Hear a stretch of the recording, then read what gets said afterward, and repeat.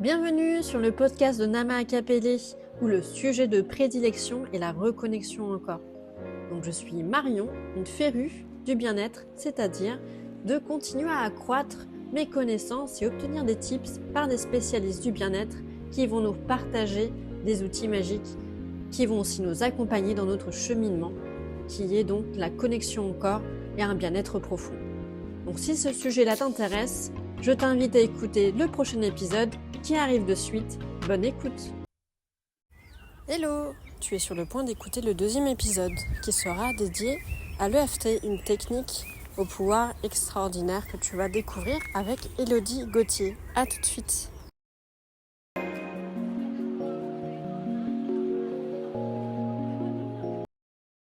Bonjour Elodie, je te remercie de te joindre à moi aujourd'hui pour le deuxième épisode. Et du coup, tu es psychopraticienne. Et pour moi, j'ai vu que tu as été formée et tu proposes de nombreux outils magiques pour accompagner les personnes, principalement pour booster leur confiance en eux. Et aujourd'hui, je souhaite voir avec toi un peu plus en détail l'EFT, qui est pour moi, je pense, une technique extraordinaire que moi-même aussi, j'aimerais creuser davantage. Et je t'ai rencontré à travers un programme de Anne-Claire Méret que j'avais trouvé fabuleux. Et tu étais dans l'une des vidéos où tu présentais cette technique. Et j'ai tout de suite pensé à toi quand j'ai voulu creuser un peu plus sur ce sujet. Donc tout d'abord, je te propose, si tu veux, de te présenter et après, on peut commencer à échanger tranquillement. Parfait, bah, merci beaucoup Marion. Alors merci beaucoup de m'inviter sur ton podcast. Je suis vraiment très honorée d'être en plus dans les premières et surtout d'être invitée pour parler de l'EFT, qui est une technique que j'adore vraiment, que j'utilise au quotidien. Et alors si je dois te parler un peu de mon parcours, moi j'ai toute une vie entrepreneuriale et j'ai décidé de me reformer à la base à la naturopathie quand j'avais à la mi-trentaine. Et tranquillement, je me suis dit que c'était bien l'éducation à la santé, mais c'était aussi les comportements, en fait, qui nous desservent un petit peu au niveau de notre hygiène de vie, viennent souvent de nos émotions, de choses qui ne vont pas à l'intérieur de nous et qui nous font avoir des petits, voilà, des comportements qui ne vont pas nous aider. Et donc, je me suis tout de suite, en fait, réorientée vers le coaching parce que je me suis dit, moi, j'ai envie de travailler en amont avec les personnes et pas à la dernière minute, là, à la fin. Parce que souvent, les naturopathes, on vient nous voir quand c'est un petit peu la dernière solution. Et là, je me suis dit, non, ça va être mieux de faire un petit peu de prévention. Et là, le coaching, pour moi, c'était une évidence. Donc, au début, coaching santé. Et tout de suite, je me suis dit, ben, en fait, les émotions, les émotions, les émotions. Et là, ben, forcément, le FT est arrivé. Et depuis, en fait, c'est une pratique que j'utilise, mais tout le temps dans mes accompagnements, que ce soit en séance individuelle, en accompagnement plus long, pour des particuliers, pour des professionnels, dans des écoles, dans des entreprises. Donc, c'est vraiment un outil que je trouve, comme tu dis, magique et qui fait vraiment ses preuves et que je vais continuer d'utiliser encore très longtemps. Le coaching t'a appelé depuis très longtemps ou c'est des événements de la vie qui t'a amené vers ce métier? Mais en fait, moi, j'étais vraiment dans l'entrepreneuriat. Je créais et développais des entreprises. J'aime beaucoup, en fait, entreprendre. Et donc, ma dernière entreprise, c'était une clinique de santé à Montréal, pluridisciplinaire, donc avec beaucoup de thérapeutes. Et effectivement, j'ai vu que les personnes, moi, j'étais un peu à l'accueil et à la gestion, venaient tout le temps me parler, me raconter leurs petits soucis. Et voilà, au bout d'un moment, je me suis dit, tiens, ça pourrait être intéressant d'être moi aussi dans l'accompagnement à la personne qui m'avait toujours attirée. Parce que moi, j'ai une maman qui est beaucoup dans le développement personnel. Donc, c'est vrai qu'elle, elle a découvert le FT aux prémices ça venait d'être connu en France. Et elle nous en a beaucoup, beaucoup parlé à la maison. Et elle m'avait même, tu vois, envoyé un bouquin, tu vois, le guide de l'EFT pour les nuls. Quand j'avais 30 ans, je venais de m'installer au Canada. Et avec un petit mot à l'intérieur, oh, je te verrais tellement faire ça. Et c'est tout. Tu vois, moi, j'ai lu le livre, mais bon, j'étais dans la gestion de mon entreprise, de ma clinique. J'avais d'autres chats à fouetter. Et finalement, quand je t'ai dit, voilà, la naturopathie, première idée, d'un coup, je me suis dit, oui, en fait, j'ai envie d'accompagner, mais j'ai pas envie d'accompagner comme ça. Et le coaching, ça a été comme une évidence dans le sens où c'était relativement facile pour moi parce que j'ai beaucoup l'habitude de poser des questions à mes amis d'aller toujours un peu plus loin, tu vois, dans la recherche de pourquoi, mais comment ça se fait que. Et bah forcément, le coaching, c'est un petit peu ça, c'est poser des questions puissantes. Et quand on est dans ces questions puissantes, effectivement, les émotions remontent souvent. Et là, d'un seul coup, bah, l'EFT, ça a été l'évidence. J'ai besoin de cet outil. Et puis finalement, je me suis dit, mais en fait, il fait partie de ma vie depuis que je suis petite. Moi, je l'ai vraiment utilisé beaucoup. Je l'ai utilisé avant de passer les oraux de mon baccalauréat. Je l'ai utilisé en école de commerce quand on avait des grandes présentations en anglais devant 60 personnes où j'étais pas du tout à l'aise. Le FT, c'était mon meilleur ami pour des douleurs physiques aussi, pour bien des choses. D'accord. Alors, est-ce qu'on peut essayer d'expliquer pour les personnes qui ne connaissent pas du tout le FT, qui en a jamais entendu parler, comment on pourrait expliquer le plus simplement possible? Ah bah écoute, l'EFT, ça a été créé, tu vois, en 1993 par Gary Craig aux États-Unis. Puis ça s'est démocratisé dans le monde et vraiment développé. Aujourd'hui, on en parle partout. Donc c'est Emotion Freedom Technique en anglais, technique de libération émotionnelle en français. Et en fait, j'essaie de ne pas me perdre, mais tu vois, on va en fait verbaliser ce qu'on ressent, ce qui se passe à l'intérieur de nous, nos peurs, nos blocages, tout en tapotant en fait sur des points précis sur le corps.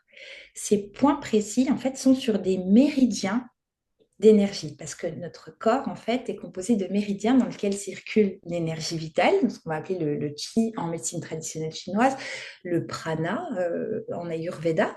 Et donc quand une émotion est bloquée, ça crée un nœud à l'intérieur de ces méridiens et l'EFT nous fait tapoter sur des points précis sur ces méridiens, ce qui va venir lâcher, libérer l'émotion.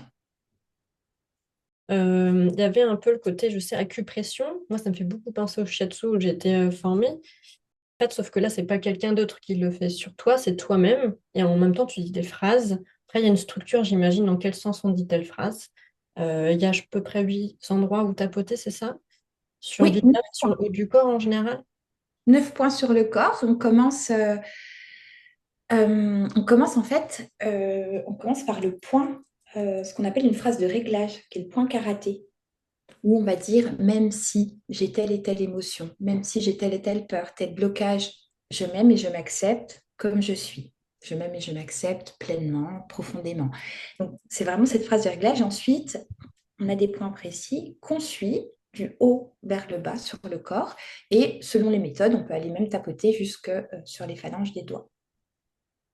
Mais ça suit effectivement un ordre. Mais en fait, c'est vraiment euh, une technique qui vient faire une combinaison entre le corps et l'esprit. Parce qu'en verbalisant, on tapote. Donc, en fait, on remet dans le corps des choses qui étaient un petit peu coincées dans notre inconscient et on les ramène sur le devant et on les libère en tapotant. C'est intéressant tout ça. Après, je me disais justement sur la partie, pour moi, cette technique, elle permet aussi ok, de libérer des choses, mais justement pour après passer à l'action. Après, c'est pour moi d'apprendre à avancer avec ses blessures, parce qu'on peut les conscientiser, mais après, il faut avancer avec et passer à l'action, aller dans le mouvement. Et je trouve que cette technique, elle aide à ce passage. Alors, elle aide à ce passage, oui, mais c'est surtout une transformation intérieure de notre état.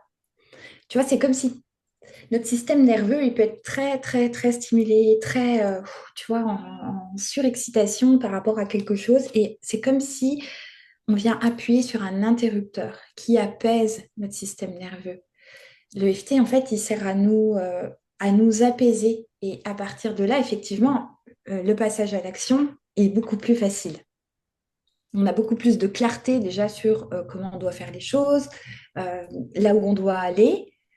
Et en même temps, on se sent bien, on se sent en sécurité intérieure pour pouvoir mener les actions qu'on sait nécessaires pour nous. La question qui me vient là comme ça naturellement, ce serait, alors ça c'est un exercice qu'on peut faire tous les jours. Est-ce que par exemple le scénario qu'on se dit, est-ce qu'il faut le faire plusieurs fois ou une fois peut suffire ou on peut le faire pendant 2 mois, un mois, 3 semaines, une semaine? Moi, je vois, si tu veux, tous les jours, on se lave le corps, on prend une douche, on a envie d'être propre. Et ben moi, je vois l'EFT comme une douche émotionnelle que tu prendrais tous les jours. tout simplement. Donc, il n'y a pas de limite à la pratique de l'EFT. Moi, je tapote quotidiennement et j'encourage vraiment mes clientes à tapoter quotidiennement. C'est surtout et n'importe quoi. Parce qu'en fait, on se reprogramme. Et alors après, ça va dépendre des cas particuliers, des choses que on va voir en séance, par exemple, sur des traumas, tu vois, là, effectivement, on va axer les tappings pendant un temps donné sur tel problème, telle problématique pour la libérer. Et puis ensuite, au quotidien, on peut faire des mini tappings. Tu vois comment je me sens aujourd'hui. Bon, des fois, on est traversé par des pensées, des histoires qu'on se raconte, des choses pas très agréables. Il peut y avoir des petits événements, une petite altercation avec ton conjoint le matin, et puis bon, ça, tu commences à ruminer ça toute la matinée. Génial, petite séance de FT, tu n'y penses plus. Donc moi, je suis pour vraiment la pratique, même si c'est 5 minutes, en fait. Mais c'est 5 minutes où tu reviens dans ton corps, tu sors un petit peu de ta peste, ta charge émotionnelle, tu sors un petit peu de ton espace mental où ça part dans tous les sens, tu reviens, tu t'apaises et ça va mieux. Tu peux continuer ta journée. Est-ce que tu aurais des exemples concrets à nous partager, peut-être sans trop donner d'infos évidemment sur tes consultantes, mais est-ce que tu aurais des exemples qui reviennent assez souvent? Ben oui, j'en ai beaucoup en fait, depuis des années de pratique, mais c'est vrai qu'il y a cette histoire avec le l'EFT où on va vraiment aller guérir des traumas. J'ai eu des personnes qui ont vécu des accidents d'avion qui étaient plus capables de prendre l'avion. Des personnes qui ont eu des expériences d'être enrôlées, entre guillemets, dans une secte et qui ont du coup une estime d'eux qui est plus des violences physiques associées, enfin beaucoup de choses. Il y a des traumas liés à l'enfance. J'ai traité des cas d'inceste. J'ai traité vraiment, mais ça va de tout à tout. Et en fait, on ne peut pas mesurer, si tu veux, tu as des cas qui peuvent être très très graves, où on pourrait les regarder comme ça, mais finalement, la personne a très bien réussi à gérer ça, mais sans que finalement, aujourd'hui, on a besoin d'aller plus loin avec ça. On peut aller aussi améliorer des performances artistiques. J'ai une chanteuse lyrique qui avait aussi sa voix, en fait, n'arrivait pas à une certaine capacité. Elle bloquait à atteindre ce niveau-là parce qu'elle avait autour d'elle, dans sa famille, personne ne croyait à son projet professionnel quand elle était petite. Alors, elle voulait être chanteuse vraiment, mais on lui a toujours dit, mais non, t'as pas la voix pour, t'as pas la voix pour. Et en fait, elle était restée là-dessus, donc elle s'est jamais permise de lâcher sa voix à son plein potentiel. Et aujourd'hui, cette femme, elle remplit des salles et elle est demandée partout. Et c'est grâce à l'EFT qu'on a débloqué et que toutes ces notes sont devenues très, très justes, tout le temps. Donc, C'est je fou. pourrais en parler des heures. Est-ce que là, tu crois que ce serait possible pour toi de donner un exemple en tapotant, en expliquant, en prenant le temps de dire quand tu tapes à tel endroit, tu dis telle phrase, juste donner un petit exemple. Peut-être qu'après la vidéo, je pourrais partager une de tes stories ou une vidéo que tu as déjà partagée sur les réseaux sociaux pour montrer un peu plus comment ça fonctionne concrètement. Je crois que ça pourrait être possible. Alors, il faudrait avoir un cas un peu plus particulier, c'est sûr, tu vois, parce que, bon, on va, si tu veux, je peux t'expliquer comme ça on mesure l'intensité de, par exemple, si on repart sur l'expérience du petit enfant qui a eu honte et qui aujourd'hui doit faire cette présentation. Donc, on va partir ah, comment c'est difficile, de 0 à 10, de penser à cette présentation au travail demain devant 35 de mes collègues. Ensuite, on se pose des questions. Ça se passe où dans le corps?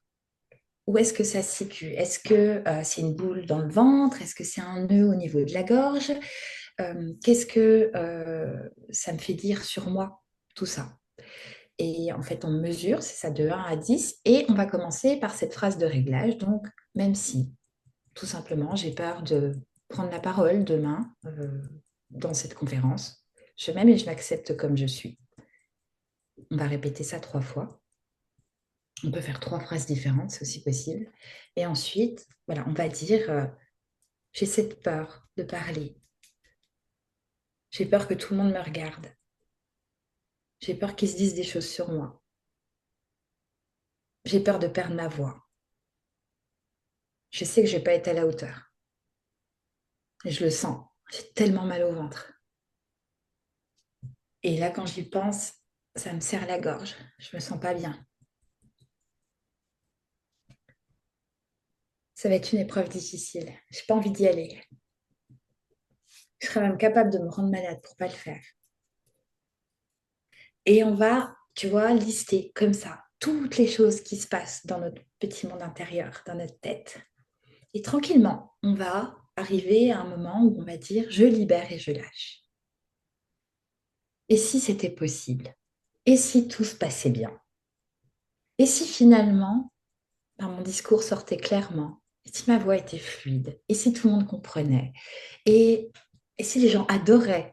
Et si on en redemandait d'autres? Tu vois, et tranquillement, en fait, jusqu'à instaurer un sentiment de c'est OK, en fait, je vais pouvoir le faire, il n'y a pas de danger qui va m'arriver, je me sens en sécurité pour y aller demain. C'est vraiment ça l'idée, c'est d'installer un sentiment de calme intérieur, de sécurité qui va nous permettre, ben, comme je te disais, l'espace des possibles, tout ce qu'on souhaite en fait, nos limites, on peut les repousser grâce à la vie. C'est vrai parce qu'au final, merci en tout cas pour cet exemple. Quand tu reparles souvent du stress et de la sécurité, c'est vrai que par exemple ce week-end, moi j'ai fait une formation, on m'expliquait bien que quand tu stresses, en fait, c'est quand tu es en danger. Parfois, tu frises, tu fises, enfin, même là, je frise, mais Crise. parfois tu bloques ou tu commences à avoir le cœur qui palpite parce que tu te sens en danger, alors qu'au final, ce n'est pas du tout le cas. Et donc, comment faire pour retourner dans une phase, un socle en sécurité pour que ce stress s'en aille? Donc, il y a plusieurs techniques, mais dont le l'EFT, donc là, tu viens d'expliquer. Et en faisant ces mouvements-là, tu libères et tu te remets dans ce bon emplacement, dans un sens, c'est ça? Oui, tu te remets dans le bon espace. Et puis aussi, tu vois, le fait que les émotions, elles étaient un petit peu bloquées, scotchées. Et si tu veux, si on vit trop longtemps avec des émotions qui nous... J'aime pas dire émotions négatives, parce que je pense que les émotions sont pas forcément négatives, mais elles sont là. Mais une émotion qui te bloque au bout d'un moment trop au même endroit peut finir par te créer une maladie à cet endroit. Donc, tu vois, quand tu as trop de colère qui stagne, la colère en médecine traditionnelle chinoise, c'est l'organe du foie. On a un point en EFT qui est celui-ci, là. On tapote sur le foie, on libère. Quand on est en colère, moi, je conseille d'aller taper sur ce point-là, tu vois. Qui est, bah, alors, là, on est sur de l'audio, mais effectivement, c'est le point qui est après, on en a un sous les seins, mais celui-là, c'est celui juste avant. Et en cas d'angoisse, en cas de stress, par exemple, des personnes qui pourraient avoir énormément peur de la foule, moi, je conseille ce point-là, tu vois, qui est sur le thymus. C'est juste ici. Notamment, on a ces deux points-là qui sont au niveau des cols de chemise, point clavicule. Mais si on veut s'apaiser, moi, je conseille de juste déjà tapoter ici sur le thymus. Et déjà là, on revient dans le corps. Et déjà là, on est capable de s'apaiser. Ça, c'est une technique parce que souvent, le FT, les personnes me disent, mais là, si je suis dans le bus, juste avant d'aller passer une audition avec mon instrument de musique à l'école de musique, je ne vais pas m'amuser à tapoter Mm. devant tout le monde. Et c'est pour ça que soit les doigts, le bord des doigts, moi j'aime bien, ou vraiment ce point-là. Oui, donc c'est un peu de la biochimie. Donc on utilise un peu comme dans d'autres techniques qu'on peut avoir, mais on utilise les glandes qui sont partout dans le corps. Et là, tu parlais du thymus qui fait un peu partie de ça. Donc en fait, tu utilises ton corps pour pouvoir lui diffuser les bonnes hormones. C'est un peu ça. Il y a de ça, oui, il y a de ça. Et comme je te disais au départ, tu vois, on est sur des points précis d'acupuncture, malgré tout. Donc, ces points-là, on s'est rendu compte, tu vois, qu'en stimulant le fait de tapoter sur les points, on stimule, on envoie de l'énergie dans nos méridiens. Et on s'est rendu compte, avec des études scientifiques, hein, que ces tapotements pouvaient créer des nouvelles connexions synaptiques au niveau du cerveau. Donc, avant, tu as ce schéma-là qui te fait avoir cette réaction-là. Et en tapotant et en finalement libérant les émotions, tout ce qui stagnait par rapport à une situation, on est vraiment capable de créer une nouvelle connexion. Donc d'avoir un autre comportement d'une manière quasiment innée. Une autre question qui me vient, donc c'est plus par rapport à la réceptivité de cette technique. Est-ce que c'est comme l'hypnose? Est-ce qu'il y a des personnes qui sont plus réceptives que d'autres à cette technique-là? Moi, je pense qu'on est tous réceptifs avec effectivement notre degré de croyance et de foi en la technique va forcément avoir plus d'impact ou non. Mais même les personnes que j'ai accompagnées les plus sceptiques, qui me disaient ça ne me fait rien du tout, ça ne me fait rien du tout, je les ai vues bailler. Tu as vraiment les côtés parasympathiques, tu vois, de ton corps qui se met en action quand tu tapotes en EFT. Donc, voilà, j'ai vu des bâillements, j'ai ensuite eu des échos de j'ai très, très, très bien dormi l'année dernière, ou à contrario, j'ai eu beaucoup mal à la tête suite à notre séance. Mais moi, je crois que dans tous les cas, ça fonctionne. On tapote sur des méridiens. L'acupuncture, que tu crois ou que tu crois pas, ça fonctionne. Donc, en fait, le l'EFT, pour moi, c'est la même chose. Après, tu es sceptique ou tu n'es pas sceptique. Donc, en fait, le fait d'y croire aussi, ça, c'est bien parce que tu vas quand même dans le même sens. Oui, c'est vrai que déjà de base, faut être sûr, faut être motivé pour le faire aussi. Tu y vas pour toi quand tu fais cette séance, et il faut y croire. C'est comme toute chose, en croyant à la chose, ça fonctionne encore mieux. Mais exactement, tu vois, une personne qui viendrait te voir en massage et qui te dirait, moi, de toute façon, moi, j'y crois pas du tout, je pense pas du tout que vous allez me détendre les muscles et puis tu es complètement tendu, ça sera plus déjà compliqué pour toi de pratiquer. Et en plus, la personne, elle a tellement de blocages dans ses croyances par rapport à la technique qu'on va pas dans le bon sens. Toi, tu m'avais évoqué juste avant que tu penses que cet outil peut aider aussi à créer une vie illimitée. Est-ce que tu peux développer un peu plus sur cette partie-là? Oui, bien sûr. Alors, vraiment, je crois mais très, très sincèrement, que l'EFT nous aide à dépasser tout ce qui va être croyance limitante. Tout ce qu'on se dit de nous, tout ce qu'on a ancré, en fait, notre bagage émotionnel depuis notre enfance, qui va être soutenant à certains moments ou non. Et toutes les histoires qu'on se raconte, tous nos schémas répétitifs, tout ce qui va mener à des bons comportements d'auto-sabotage.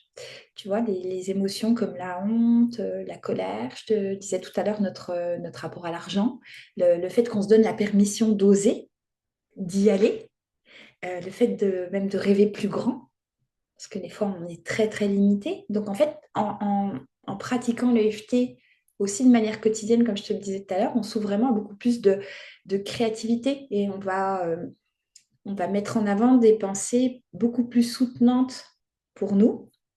Et, et finalement, tu vois, on va rapidement faire sauter nos limites. Parce que les limites qu'on a, c'est celles qu'on se met. Hein. Ça, on le sait. Donc, finalement, si on est capable avec le FT de faire sauter certaines limites, on est face à, en fait, ben, l'immensité des possibilités pour nous. Et le fait aussi de tapoter, de libérer, on vibre, tu vois, plus haut parce que on devient plus aligné avec cette version de nous qui a tout réussi, qui a tout ce qu'elle veut, qui a son 100%. Et forcément, on va manifester beaucoup plus rapidement. On va attirer à nous des choses qui vibrent à la même hauteur que notre propre vibration. Donc, on se reconnecte en fait vraiment à notre capacité de manifestation grâce à l'EFT. C'est comme si ça nous permettait d'enlever des voiles, tu vois, qui nous empêchaient de voir les opportunités autour de nous. Puis c'est surtout des couches qui te servent pas, en fait, à part te dire je suis pas assez bien pour faire ci, oh là là, moi j'arriverai jamais à faire ça. Moi, de toute façon, je suis la personne qui ne réussit jamais ou n'attire que ce genre d'homme. Ou, enfin, tu vois bien tout ce qu'on peut se raconter toute la journée qui n'est absolument pas soutenant pour nous et ce qu'on a envie de créer. Parce que malgré tout, on se raconte tout ça, mais on a envie d'autre chose. Donc, tu vois, le FT, ça vient nous reprogrammer. On vient vraiment nettoyer, libérer, guérir. Et ensuite, c'est beaucoup plus facile d'y aller. Hein, parce qu'il y a des fois, on a envie de faire quelque chose, mais on a tellement engrammé du négatif, de la difficulté, ou en tout cas des expériences qui ont été douloureuses par rapport à ça, que on n'y va pas. C'est beaucoup plus facile de ne pas y aller. Oui, je lisais, enfin, je vais bientôt partager cette citation, mais pour moi, c'était, je sais plus qui avait dit ça, mais qui disait être heureux, c'est vivre dans l'inconfort. C'est-à-dire que on doit apprendre à écouter nos besoins. Et souvent, parfois, on se dit, mince, c'est vraiment ça que je veux faire. Et au final, on se dit, oups, mais il faut le faire pour toi. Et donc, souvent, tu sors de ta zone Et donc, parfois, c'est très inconfort, mais s'il faut le faire, ben, on y va quand même. Tout à fait. Moi, je dis plutôt, ça serait une zone, on dit une sortie une zone de confort. Moi, je dirais c'est une zone de croissance, en fait. C'est vraiment une zone où tu vas pouvoir t'améliorer et vraiment atteindre ce qui est bon pour toi. Enfin, ma dernière question serait de savoir exactement quels sont les différents modes d'accompagnement que tu proposes. Quelle est ta petite touche à toi? Ma petite touche à moi, je te dirais que bon, j'adore vraiment que ça soit en séance à l'unité ou en accompagnement, parce que je propose vraiment les deux. Mais j'adore vraiment mixer le coaching et le FT, parce que comme je te le disais peut-être au début, avec le coaching, on va vraiment dans des questions puissantes, tu vois, on va venir mettre souvent en lumière des blessures, on a peut-être des traumas d'expérience et tout de suite, dès que l'émotion remonte, on a l'outil EFT pour travailler dessus. Et c'est pour ça que j'adore ce genre de séance parce que je trouve que c'est très complet. Et quand on sort de là, on a déjà fait un gros travail. Et la confiance en moi, pour moi, c'était hyper important d'aller vers ça parce que moi, j'en ai souffert beaucoup du manque de confiance en moi.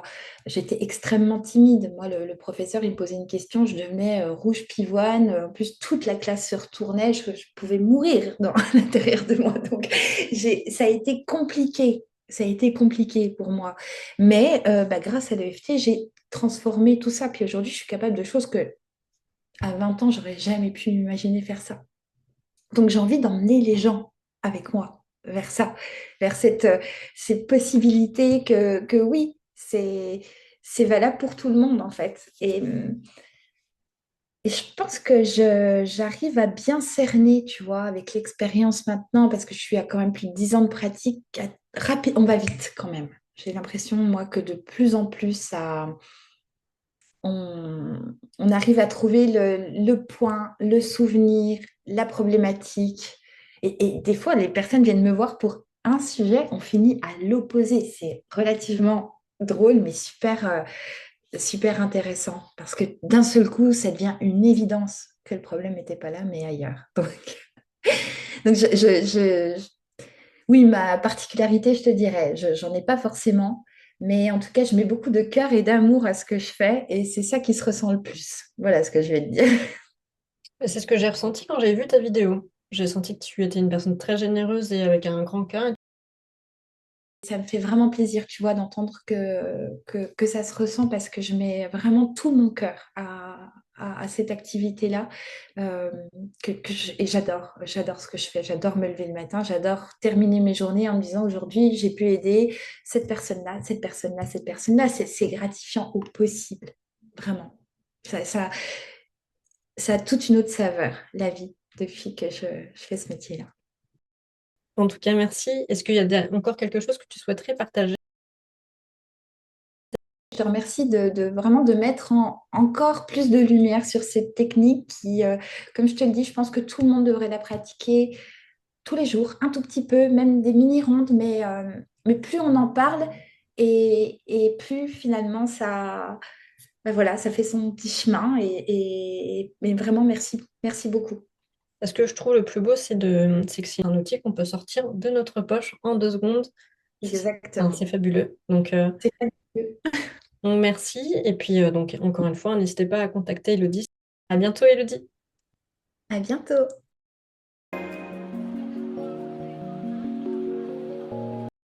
J'espère profondément que cet épisode numéro 2 sur l'EFT t'a plu et qu'il va t'inciter à tester cette fabuleuse technique. Tu pourras donc voir de nombreuses vidéos disponibles sur YouTube sur cette technique, mais aussi tu peux prendre rendez-vous avec Elodie Gauthier. Elle sera ravie de t'accompagner dans cette démarche de changement personnel ou professionnel à travers l'EFT. Et donc je vais te partager ses coordonnées, son site internet dans la description du podcast. Aussi, j'en profite pour t'inviter à me suivre sur Instagram et à visiter mon site internet. Je vais te partager les liens dans la description également de ce podcast. Tu pourras donc y trouver les actualités de Nama Capelé, mon évolution dans le milieu du bien-être et à découvrir les autres épisodes qui ont été écrits. Nous sommes au deuxième et de nombreux autres épisodes sont à venir. Je te souhaite une excellente journée ou soirée. À bientôt.